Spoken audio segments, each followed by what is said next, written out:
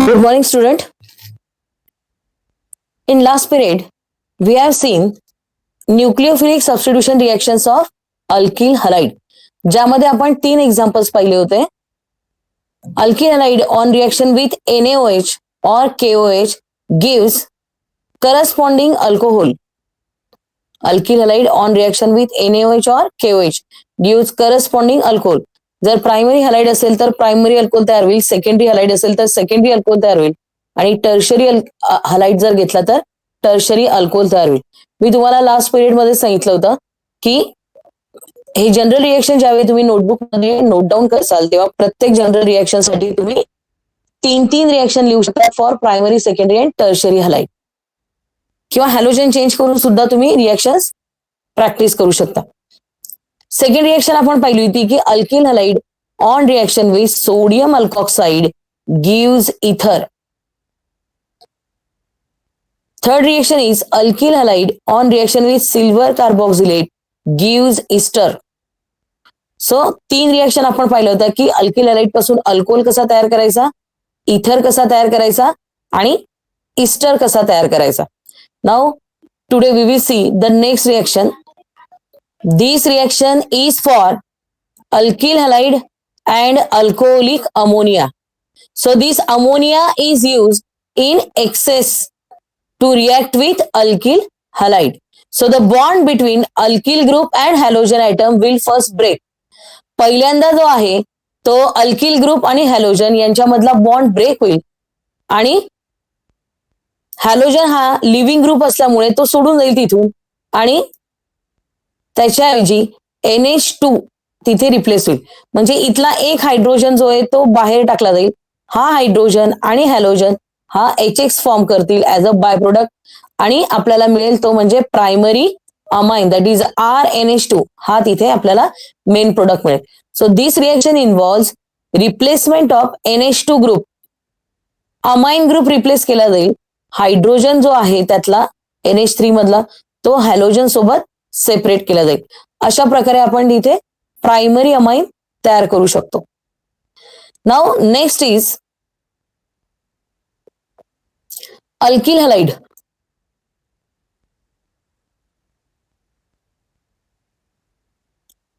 On reaction with alcoholic potassium cyanide. Again पहा इथे potassium cyanide use केलेला आहे बट अल्कोहोलिक, याचा अर्थ पोटॅशियम सायनाइडचं सोल्युशन अल्कोहोल मध्ये तयार केलेलं आहे. सो अल्किल हलाइड RX यांच्यामधला बॉन्ड ब्रेक होईल, हॅलोजन सोडून जाईल, सायनाइड ग्रुप जो आहे CN तो तिथे रिप्लेस केला जाईल आणि करस्पॉन्डिंग अल्किल सायनाइड तिथे तयार होईल. सो अल्किल सायनाइडला आणखीन एक नाव आहे, त्याला अल्किल नायट्राइल असं पण आपण म्हणू शकतो. सो सायनाइड किंवा नायट्राइल जे आहे दॅट इज CN हा अल्किल ग्रुप जवळ अटॅच होईल आणि RX इथे RX च्या ऐवजी असणार आहे KX as a by product इथे आपल्याला मिळेल. सो सायनाइड ग्रुप जो आहे हा इथे न्यूक्लिओफाइल आहे, तो हॅलोजनच्या जागी रिप्लेस होईल इथे. So alkyl halide on reaction with potassium cyanide which is prepared in alcohol gives alkyl nitrile किंवा अल्किल सायनाइड तयार होतं. सो आपण मिथिल क्लोराइड जर घेतला तर मिथिल सायनाइड तयार होईल, इथिल ब्रोमाइड घेतला तर इथिल सायनाइड तयार होईल. येते लक्षात. सो अल्किल ग्रुप जो आहे तो जसाच्या तसा राहील, फक्त हॅलोजनच्या जागी तिथे सायनाइड ग्रुप रिप्लेस केला जाईल. कारण हे रिएक्शनचा टाईपच आपण पाहतो तो काय, सबस्टिट्यूशन, न्यूक्लिओफिलिक सबस्टिट्यूशन रिएक्शन. पुढची रिएक्शन पहा, alkyl halide on reaction with silver cyanide. आता इथे पण सायनाइड होता आणि इथे पण सायनाइड आहे, पण काय फरक आहे, हा पण सिल्वर सायनाइड इन अल्कोहोल मध्येच तयार केलेला आहे. पण इथे रिएक्शन मध्ये जॉईनिंग होताना कार्बनच्या जागी बॉन्ड जो आहे तो नायट्रोजन सोबत फॉर्म होतो आणि म्हणून याला नाव दिलेलं आहे silver halide as a by product formula आणि याला नाव असेल अल्किल आयसोसायनाइड. सायनाइडच्या जागी आयसोसायनाइड. आयसोसायनाइड का म्हणायचं त्याला, कारण इथे CN च्या जागी उलट आहे NC आणि N आधी आल्यामुळे त्याला प्रिफिक्स लावलेला आहे आयसोसायनाइड. कारण अल्किल ग्रुप जो आहे त्याची बॉन्डिंग कार्बन सोबत न होता नायट्रोजन सोबत होते इथे. येते लक्षात. So therefore it is called as isocyanide group. So alkyl हॅलाइडची रिएक्शन जर सिल्वर सायनाइड बरोबर झाली तर आयसोसायनाइड फॉर्म होतो. पण जर पोटॅशियम सायनाइड असेल तर मग मात्र अल्किल सायनाइड तयार होतो. आणि silver halide as a by product PPT form होते इथे त्याची.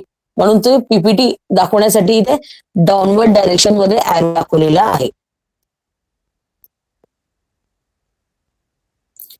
नेक्स्ट रिएक्शन पहा. आता इथे आपण एक्झाम्पल जर कन्सिडर केले, समजा की अल्किल हॅलाइड मिथिल क्लोराईड घेतला आणि त्याची रिएक्शन सिल्वर सायनाइड बरोबर केली तर काय प्रोडक्ट मिळेल आपल्याला? आपल्याला प्रोडक्ट मिळेल मिथिल आयसोसायनाइड.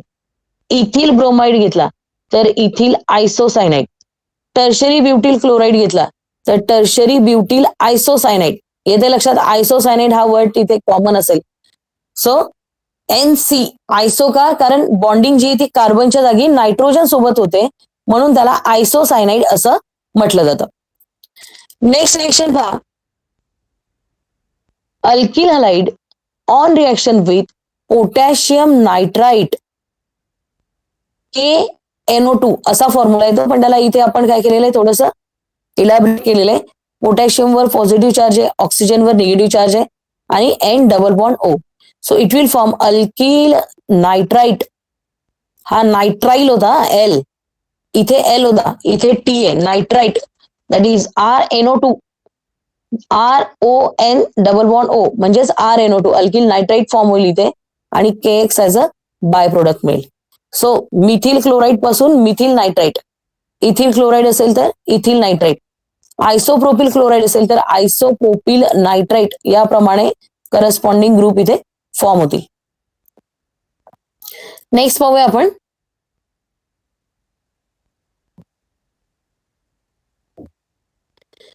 पुढची आणि शेवटची रिएक्शन आहे आपली. That is alkyl halide on reaction with silver nitrite AgNO2 सोबत जर रिएक्शन झाली तर नायट्रो अल्केन्स फॉर्म होतात. That is RNO2 plus silver halide as a by product. म्हणजे हा बॉन्ड ब्रेक होईल, X बाहेर काढला जाईल आणि जो ग्रुप रिप्लेस होतो इथे तो असणार आहे हा NO2. सेम जसं आपण वरच्या रिएक्शन मध्ये पाहिलं, NO2 रिप्लेस केला जाईल, पोटॅशियम बाहेर काढला जाईल, तर इथे पण पोटॅशियमच्या जागी सिल्वर बाहेर काढला जाईल. सो नायट्रो अल्केन्स किंवा नायट्रो अल्केन्स इथे मेन प्रोडक्ट म्हणून मिळेल इथे आपल्याला. आणि NO2 जो आहे तो इथे रिप्लेस केला जाईल, same as in the above reaction. So methyl chloride पासून नायट्रोमिथेन, इथिल क्लोराईड असेल तर नायट्रो इथेन, याप्रमाणे इथे रिएक्शन्स आपल्याला मिळतील. सो या झाल्या मेन ज्या आपण 8 रिएक्शनचे एक्झाम्पल पाहिलेले आहेत. ते एक्झाम्पल्स आहेत सगळे न्यूक्लिओफिलिक सबस्टिट्यूशन रिएक्शनचे. प्रत्येक जनरल रिएक्शनच्या मागे तुम्ही एक्झाम्पल सुद्धा लिहायचे आहेत. फक्त जनरल रिएक्शन पाठ करून होणार नाही, त्याच्यासाठी एक्झाम्पलची प्रॅक्टिस सुद्धा करायची आहे. तर इथे आपला केमिकल प्रॉपर्टीज ज्या आहेत त्याचा जो पॉइंट होता तो संपलेला आहे. पण या सबस्टिट्यूशन रिएक्शन कशा प्रकारे होतात त्याचं आपल्याला जे आहे ते मेकॅनिझम पाहायचं आहे नेक्स्ट याच्यामध्ये. सो पुढचा पॉइंट आहे आपला, दॅट इज केमिकल प्रॉपर्टी संपल्या. पुढचा पॉइंट आहे SN1 रिएक्शन मेकॅनिझम. SN1 आणि SN2 these are the substitution nucleophilic reaction आणि त्याचे 2 टाईप आहेत. पहिला जो टाईप आहे तो आहे सबस्टिट्यूशन न्यूक्लिओफिलिक युनिमॉलिक्युलर. त्याचा लॉंग फॉर्म पहा, substitution nucleophilic unimolecular reaction. That is the SN1 reaction. काय ही न्यूक्लिओफिलिक रिएक्शन आहे, सबस्टिट्यूशन न्यूक्लिओफिलिक. जे आपण आतापर्यंत न्यूक्लिओफिलिक रिएक्शन पाहिला त्यांचंच आता आपल्याला मेकॅनिझम याच्यामध्ये पाहायचं आहे. याच्यामध्ये काही स्टेप्स इन्व्हॉल्व असतात. जुन्या सिलेबसमध्ये ही reaction mechanism with energy profile diagram ती तुमच्या सिलेबसमधून आता नवीन सिलेबसमधून जी ती काढून टाकलेली आहे. तुमच्या सिलेबसमध्ये तो पॉइंटच नाही आहे. अदरवाईज एनर्जी प्रोफाईल डायग्राम म्हणजे याच्या सोबत एक ग्राफ सुद्धा राहायचा आणि त्या ग्राफ सोबत ही रिएक्शन जुन्या सिलेबसला 4 मार्कांसाठी विचारली जायची. आता 4 जरी नसले तरी मिनिमम 3 मार्कांसाठी ही रिएक्शन विचारली जाऊ शकते, हे लक्षात घ्या. सो अतिशय महत्वाचा पॉइंट आहे. अल्किल हलाइडच्या ज्या केमिकल प्रॉपर्टीज आहेत किंवा हॅलोजन डेरिव्हेटिव्ह मध्ये जो सगळ्यात महत्वाचा पॉईंट आहे खूप जास्त मार्कांसाठी, तो म्हणजे SN1 आणि SN2 रिॲक्शन मेकॅनिझम. दोघांपैकी एक रिॲक्शन परीक्षेत विचारलीच जाते. जुन्या सिलेबसला 4 मार्कांसाठी, आता पण 4 मार्कांसाठी विचारली जाऊ शकते किंवा मिनिमम 3 मार्कांसाठी तरी ही रिॲक्शन विचारली जाऊ शकते. सो ही रिॲक्शन लिहिताना किंवा हे मेकॅनिझम लिहिताना काही स्टेप्स आहेत त्या तुम्ही फॉलो जर केल्या आणि त्याचप्रमाणे जर लिहिलं तर ते तुम्हाला सहज लक्षात राहील आणि पाठ पण होईल.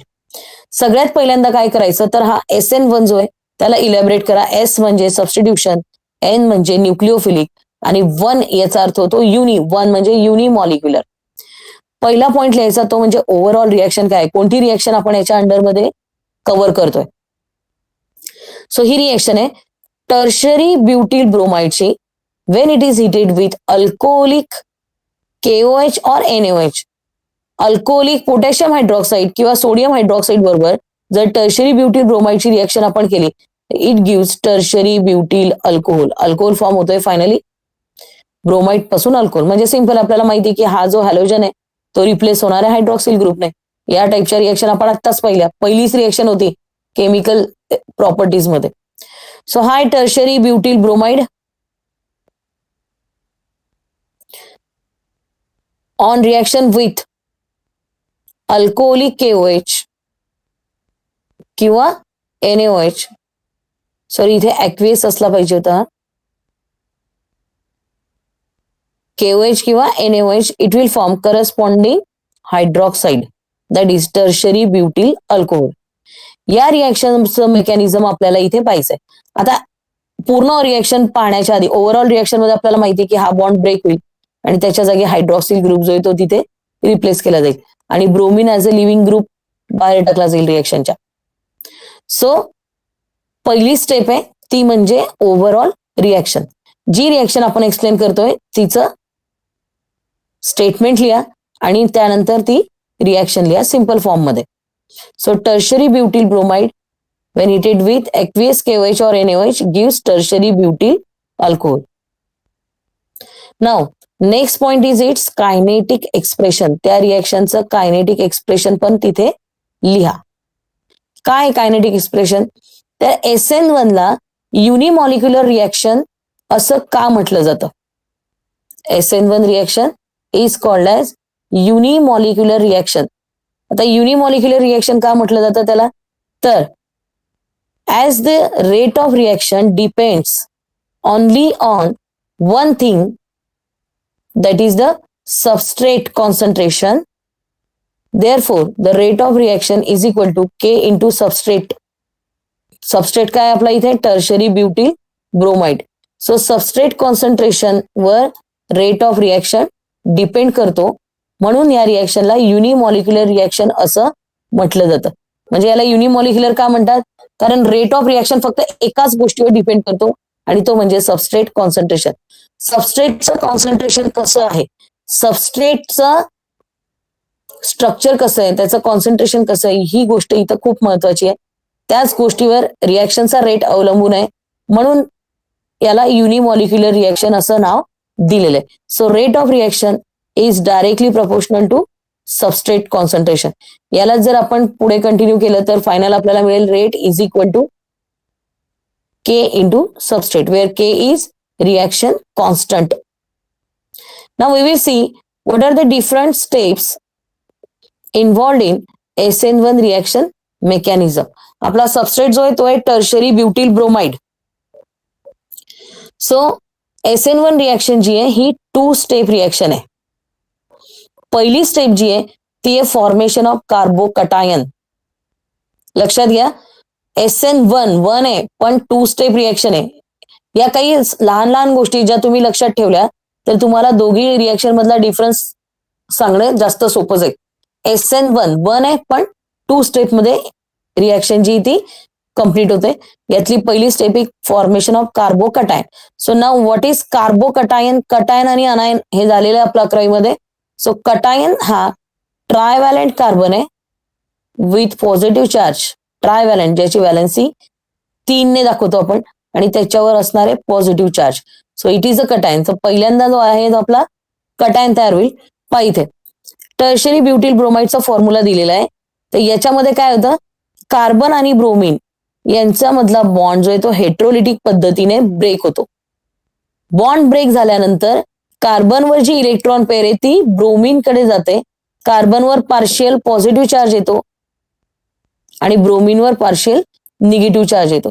So this step is the slow step and it is also called as rate determining step, which is in short is written as R, D and S.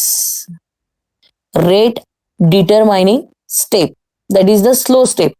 काय होतं इथे, पॉझिटिव्हली चार्ज ट्रायव्हॅलेंट कार्बन फॉर्म होतोय. पहा इथे कार्बनवर positive charge आणि ब्रोमीनवर negative charge हा असणार आहे लिव्हिंग ग्रुप, सोडून जाणारा ग्रुप. सो सगळ्यात पहिल्यांदा काय होतंय, डायरेक्टली तिथे न्यूक्लिओफाईल जाऊन अटॅक होणार नाहीये. पहिल्यांदा कार्बन आणि ब्रोमीन यांच्यामधला बॉन्ड ब्रेक होईल. कार्बनवर पॉझिटिव्ह चार्ज येईल आणि ब्रोमीनवर निगेटिव्ह चार्ज येईल. Carbocation is form as an intermediate म्हणून तो फॉर्म होतोय. म्हणजे फायनल प्रोडक्ट मिळण्याच्या आधी तयार होणारा जो प्रोडक्ट असतो त्याला इंटरमिजिएट असं म्हटलं जातं. आणि यामध्ये जो कार्बन आहे हा ट्रायगोनल प्लेनर जॉमेट्री असणारा आहे. कारण कार्बोकटायन जो असतो तो sp2 हायब्रिडाइज असतो आणि sp2 हायब्रिडायझेशनमुळे त्याची जॉमेट्री जी आहे ती असणार आहे ट्रायगोनल प्लेनर.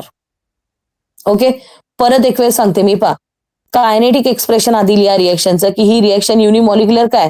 समजा आपण SN2 चं लिहिलं असतं तर तिथे आपण याचं रिझन लिहिलं असतं की ही रिएक्शन SN2 का म्हटलं जातं, की कारण ती बायमॉलिक्युलर आहे. तर सेम इथे युनिमॉलिक्युलर आहे कारण जो रेट आहे रिएक्शनचा it depends on only one thing and that is the substrate concentration. आणि इथे आपला सबस्ट्रेट आहे टर्शरी ब्युटिल ब्रोमाइड. SN1 मध्ये दोन स्टेप इन्व्हॉल्ड आहे. पहिली आहे फॉर्मेशन ऑफ कार्बोकटायन. कार्बोकटायन म्हणजे काय, ट्रायव्हॅलेंट कार्बन विथ पॉझिटिव्ह चार्ज. कसा तयार होतो तो, तर हा तयार होतो कार्बन आणि ब्रोमीन यांच्यामधला जो बॉन्ड आहे तो हेट्रोलिटिक पद्धतीने ब्रेक होतो. हेट्रोलिटिक आणि होमोलिटिक बॉन्ड ब्रेकिंगचे दोन टाईप आहेत जे आपण 11वीत ऑलरेडी पाहिलेले आहेत. ज्यावेळी हेट्रोलिटिक पद्धतीने बॉन्ड ब्रेक होतो तर त्यातला जो इलेक्ट्रोनिगेटिव्ह कंपाऊंड एलिमेंट असेल तो काय करेल, इलेक्ट्रॉन पेअर स्वतःकडे ओढून घेईल. तर तो इलेक्ट्रॉन पेअर त्याच्याकडे ओढल्यामुळे त्याच्यावर येणारे निगेटिव्ह चार्ज आणि दुसऱ्यावर असणारे जो डोनेट करतोय त्याच्यावर येणारे पॉझिटिव्ह चार्ज. हेन्स इथे जे आपण स्ट्रक्चर दाखवले त्यामध्ये पहा, कार्बनवर आहे पॉझिटिव्ह चार्ज आणि ब्रोमीनवर आहे निगेटिव्ह चार्ज. अशा प्रकारे ही जी स्टेप असते ही पहिली स्टेप अतिशय स्लो असते आणि म्हणून हिला RDS that is rate determining step असं सुद्धा म्हटलं जातं. जो कार्बन इथे फॉर्म होतोय, कार्बोकटायन जो फॉर्म होतोय ट्रायव्हॅलेंट म्हणजे एक कार्बन आणि त्याला 3 मिथिल ग्रुप अटॅच आणि त्या कार्बनवर पॉझिटिव्ह चार्ज आहे. तर हा sp2 हायब्रिडाइज असतो आणि त्यामुळे त्याची जॉमेट्री जी ती ट्रायगोनल प्लेनर असणार आहे. MCQ साठी हे दोन पॉइंट महत्वाचे की त्याची जॉमेट्री काय आहे कार्बोकटायनची आणि त्याची जॉमेट्री किंवा हायब्रिडायझेशन कुठल्या प्रकारचं आहे. तर ब्रोमीनवर निगेटिव्ह चार्ज येतो कारण तो लिव्हिंग ग्रुप आहे सोडून जाणारा. पुढची स्टेप पाहूया आपण. पण इथे तेच आता एक्सप्लेन केलेलं आहे की कार्बन ब्रोमीन बॉन्ड जो आहे it breaks heterolytically giving bromine as a leaving group. Carbon आणि ब्रोमीन यांच्यामधला बॉन्ड जो आहे तो हेट्रोलिटिक पद्धतीने ब्रेक होतो आणि ब्रोमीन जो आहे तो रिएक्शन मधून बाहेर टाकला जातो as a leaving group. A carbocation is form as an intermediate. परत एक वेळ लक्षात घ्या, इंटरमिजिएट याचा अर्थ होतो की एखादी केमिकल रिएक्शन होत असताना फायनल प्रोडक्ट मिळण्याच्या आधी काही स्टेप्स इन्व्हॉल्ड असतात. तर त्या प्रत्येक स्टेपमध्ये जो प्रोडक्ट आपल्याला मिळतो त्याला इंटरमिजिएट स्टेप असं इंटरमिजिएट प्रोडक्ट असं म्हटलं जातं. कारण केमिकल रिएक्शन प्रत्येक केमिकल रिएक्शन एकाच स्टेपमध्ये कम्प्लीट होईल असं नाहीये. आता जसं आपण ही SN1 पाहतो ही 2 स्टेपमध्ये, काही रिएक्शन 3 स्टेपमध्ये असतात, काही 4 स्टेपमध्ये असतात.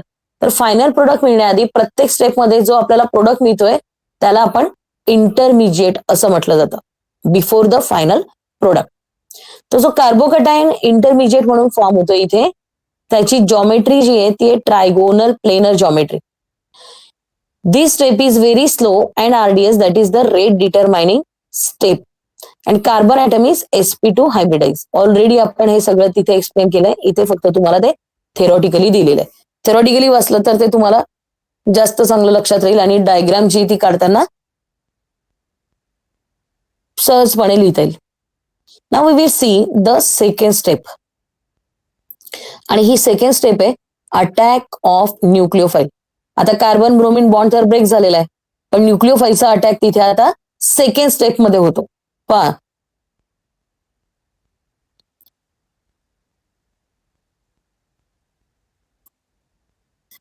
हा आहे आपला कार्बोकटायन. आणि आता सेकंड स्टेप मध्ये न्यूक्लिओफाईल जो आहे तो याच्यावर अटॅक करेल.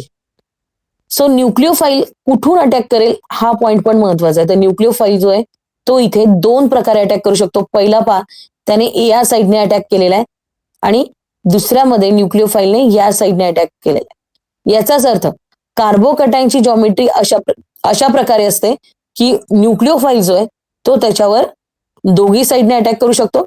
That is front side attack किंवा back side attack. Front side किंवा बॅक साईडने दोघी साईडने जे आहे न्यूक्लिओफाईल त्याच्यावर अटॅक करू शकतो. फ्रंट साईड इथे बॅक साईड अटॅक दाखवलेला, बॅक साईड अटॅक जर केला तर त्याचं कॉन्फिगरेशन अशा प्रकारे असेल. न्यूक्लिओफाईल या बाजूने अटॅक करून तिथे अटॅच होईल आणि याचे जे पर्सेंटेज आहे ते 50% कॉन्फिगरेशन असं असेल. तर फ्रंट साईड अटॅक जर केला तर 50% कॉन्फिगरेशन अशा प्रकारे असेल. So attack of nucleophile is possible in 2 ways. It can attack from the front side as well as from the back side, and this can be happen because of the geometry of the carbocation. कार्बोकटायनची geometry अशी आहे की तो दोघी बाजूने जागा देतोय त्याला अटॅक करायला, फ्रंट साईडने पण आणि बॅक साईडने पण. सो फ्रंट साईड अटॅक जर केला तर कॉन्फिगरेशन 50% कॉन्फिगरेशन अशा प्रकारे मिळेल आणि 50% कॉन्फिगरेशन हे या प्रकारे मिळेल. सेम स्ट्रक्चर आहे, फक्त न्यूक्लिओफाईलची जागा जी ती चेंज केलेली आहे इथे, ही बॅक साईडने आणि ही फ्रंट साईड कॉन्फिगरेशन. पाहता इथे याच डिस्क्रिप्शन दिलेलं आहे थेरॉटिकल की फ्रंट साईड अटॅक जी सेकंड स्टेप आहे आपली न्यूक्लिओफाईल अटॅकची ती अतिशय फास्ट होते. Due to the planar nature of carbocation the attack of nucleophile takes place from both side. Trigonal planar geometry आहे sp2 हायब्रिडायझेशनमुळे, हे आपण आताच एक्सप्लेन केलं होतं. आणि या जॉमेट्रीमुळे काय होतंय, भरपूर जागा मिळते न्यूक्लिओफाईलला अटॅक करण्यासाठी. So it can attack from the both side, that is front side as well as from the back side. Back side attack of nucleophile is possible. दोघीही साइडने attack possible आहे, फ्रंट साइड पण आणि back side पण. So this results in 50% inversion and 50% retention of the configuration. इथे एक वेळ पहा, इथे inverse म्हणजे एक्झॅक्टली अपोजिट याच्यामध्ये न्यूक्लिओफाईल आहे, ते इथे जे ते रिटेन केलेले original position. So 50% inversion 50% retention तिथे कॉन्फिगरेशनचं होतंय. कॉन्फिगरेशन याचा अर्थ जे मॉलिक्युलर फॉर्म्युला किंवा स्ट्रक्चर आहे त्याच्यामध्ये बॉन्डिंग कशा प्रकारे, ग्रुप कशा प्रकारे अटॅच आहेत कार्बनला ते. तर इथे एक्झॅक्ट अपोजिट डायरेक्शन मध्ये न्यूक्लिओफाईल अटॅक झालेला आहे किंवा अटॅच झालेला आहे इथे. तर हे 50% जे कॉन्फिगरेशन आहे ते काय असणार आहे, इन्व्हर्स म्हणजे उलट. आणि 50% रिटेन म्हणजे कायम जसंच्या तसं, जिथे आपला ब्रोमिन होता तिथेच OH ग्रुप अटॅच करेल. तर हे 50% रिटेन्शन 50% इन्व्हर्जन अशा प्रकारे त्याचं कॉन्फिगरेशन आपल्याला दिसतं. So when SN1 reaction is carried out in an optically active compound, the product form is nearly racemic, that is DL, as the enantiomers of the products are formed in almost equal amount. Last पिरियडला आपण racemic mixture म्हणजे काय हा point पाहिलेला होता आपण. So racemic mixture जे असतात, these are the equimolar mixture of dextro and laevoform. Dextro आणि लिओफॉर्म, डेक्स्ट्रो राईट हँडला रोटेट करतो, लिओ लेफ्ट हँडला रोटेट करतो. त्यांना जर आपण इक्वल अमाऊंट मध्ये मिक्स केलं तर ते एकमेकांचं रोटेशन कॅन्सल करतात. याचाच अर्थ ते सोल्युशन काय असेल, ऑप्टिकली इनॅक्टिव्ह. ते इथे जर तुम्ही पाहिलं तर आपल्याला हे काय एक प्रकारे मिरर इमेजच आहे, ही याची मिरर इमेज ही. सो हा डी फॉर्म, जर याला आपण डी फॉर्म कन्सिडर केला तर हा एल फॉर्म असेल आणि यांचं 50-50% तिथे कॉन्फिगरेशन आहे. याचाच अर्थ हे रेसिमिक मिक्सचर आहे. SN1 रिएक्शन मध्ये जो प्रोडक्ट फॉर्म होतो ते रेसिमिक मिक्सचर आहे DL, आणि हा प्रोडक्ट जो आहे तो ऑलमोस्ट इक्वल अमाऊंट मध्ये असल्यामुळे they are called as enantiomers of each other, आणि ऑप्टिकली काय असतील ते इनॅक्टिव्ह असतील. फायनल प्रोडक्ट इनॅक्टिव्ह असेल. आहे लक्षात. तर या पद्धतीने SN1 रिएक्शनचं मेकॅनिझम जे आहे ते आपण पाहिलेलं आहे. SN2 रिएक्शन मेकॅनिझम आपण नेक्स्ट पिरियडला पाहू. त्याआधी परत एक वेळ मी SN1 रिएक्शन रिपीट कर. So SN1 reaction mechanism, SN1, SN2, these are the type of substitution nucleophilic reaction. SN1 means substitution nucleophilic unimolecular reaction. Overall reaction is tertiary butyl bromide when heated with alcoholic KOH or NaOH gives tertiary butyl alcohol. पण ही झाली overall reaction. याच्यामध्ये mechanism आपल्याला पाहायचंय, तर त्यासाठी आपल्याला पाहावं लागेल ते पहिल्यांदा कायनेटिक एक्सप्रेशन, की हिला युनिमॉलिक्युलर रिएक्शन असं का म्हटलं जातं. कारण रेट ऑफ रिएक्शन जो आहे तो फक्त एकाच गोष्टीवर डिपेंड करतो आणि ती म्हणजे substrate concentration. So rate is equal to K into substrate. Substrate काय आपला? सबस्ट्रेट आहे टर्शरी ब्युटिल ब्रोमाइड. हे झालं कायनेटिक एक्सप्रेशन. कंपल्सरी लिहायचं आहे, SN1 असो किंवा SN2 असो, सेम आहे, फक्त काही शब्द आपल्याला चेंज करावे लागतील. दुसरं आहे steps involved in SN1 reaction mechanism. So SN1 reaction mechanism ही 2 स्टेप मध्ये होते. त्यातली पहिली स्टेप आहे formation of carbocation. Carbocation is a trivalent carbon with positive charge. Carbon आणि ब्रोमिन यांच्यामधला बॉन्ड हेटेरोडिक पद्धतीने ब्रेक होतो. Bromine as a leaving group सोडून जातो आणि कार्बनवर पॉझिटिव्ह चार्ज, ब्रोमिनवर निगेटिव्ह चार्ज येतो. हा जो ट्रायव्हॅलंट कार्बन इथे फॉर्म झालेला कार्बोकटायन हा sp2 हायब्रिडाइज असेल आणि त्यामुळे त्याची जॉमेट्री असते trigonal planar. Now we will see the next step, attack of nucleophile. Trigonal planar nature असल्यामुळे न्यूक्लिओफाईल जो आहे तो बॉन्ड ब्रेक झाल्यानंतर नवीन बॉन्ड फॉर्म करेल. तर हा नवीन बॉन्ड फॉर्म करताना न्यूक्लिओफाईल दोघी साईडने अटॅक करू शकतो, that is front side as well as back side. So back side attack जो आहे तो 50% असतो आणि फ्रंट साइड अटॅक जो आहे तो 50% असतो. Back side attack is form inversion 50% inversion of configuration, while front side attack forms 50% retention of the configuration. तर हे जे फॉर्म आपल्याला मिळाले हे रेसिमिक फॉर्म आहेत DL, कारण दोघही एकमेकांच्या मिरर इमेजेस आहेत, which are also called as enantiomers, आणि इक्वल अमाऊंट मध्ये असल्यामुळे ते केमिकली ऑप्टिकली इनॅक्टिव्ह असतील. सो अशा प्रकारे SN1 रिएक्शन जी ती 2 स्टेप मध्ये कॅरी केली जाते. हे एवढे सगळे पॉइंट्स व्यवस्थितपणे स्टेप बाय स्टेप पाठ करून लिहायचे. 3 ते 4 मार्कांसाठी हा प्रश्न विचारला जातो. याच्याच सारखी पुढची रिएक्शन अतिशय सोपी आहे SN2, फक्त तिथे काय काय चेंजेस आहेत अकॉर्डिंग किंवा as compare to the SN1 ते आपण आता नेक्स्ट पिरियडला पाहू. आजचा आपला टॉपिक इथे संपलेला आहे. थँक्यू.